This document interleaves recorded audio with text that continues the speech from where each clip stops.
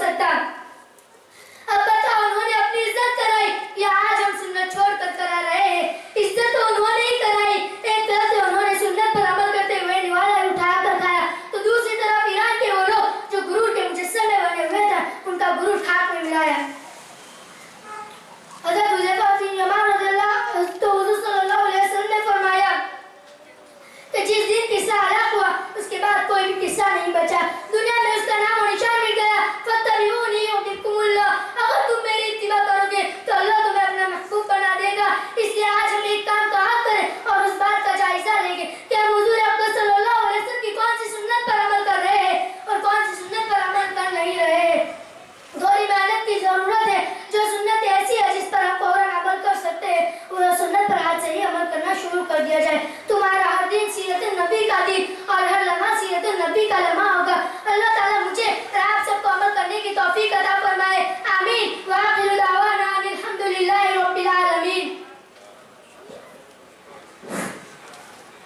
ماشاءاللہ، اللہ تعالیٰ موصوفہ کو مزید علم کا شوق اور ذوق عطا فرمائے. جناب مناب بھائی کی جانب سے 50 روپے اس بچی کو ہدیے میں دیے جاتے ہیں. اسی طرح جناب طلحہ بھائی پالی والا کی جانب سے 100 روپے، ایک صاحب کی جانب سے 100 روپے اور جناب عبداللہ بھائی فوٹین والا کی جانب سے 100 روپے. فجزاکم اللہ احسن الجزا.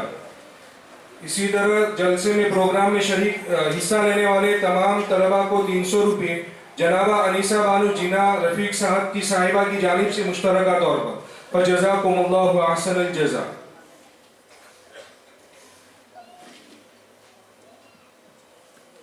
جلسے کے اخراجات کے لیے جناب مشتاق شیخ صاحب کی جانب سے 2000 روپے، جنابہ ریشمہ بانو صاحبہ کی جانب سے 200 روپے، جناب سلیم بھائی جینا صاحب کی جانب سے 3000 روپے، جناب زلیخا بیگم حافظ عمر میاں چکلی والا کی جانب سے 2000 روپے،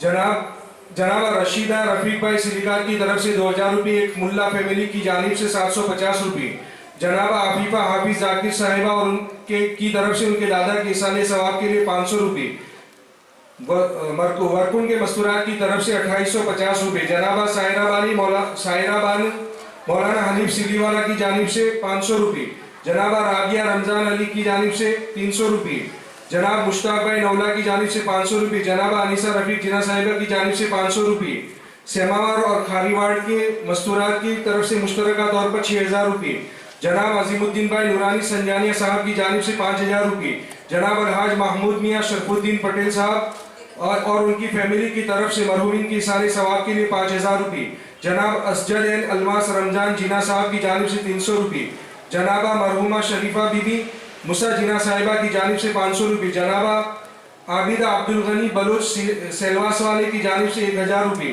جناب یاسین بھائی پالی کرمبیلا والا کی جانب سے 200 روپے. وجزاکم اللہ احسن الجزا.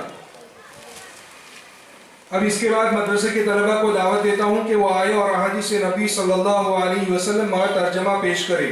مصعب ابن عمیر، مصعب ابن ایوب اور عارف.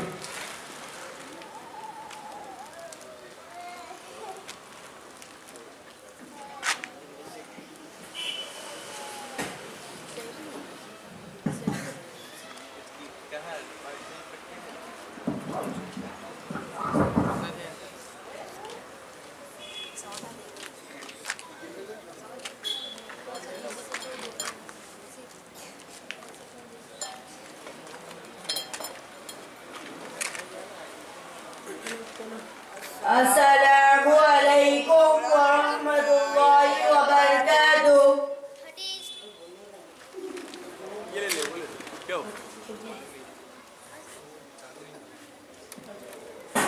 Hello hello.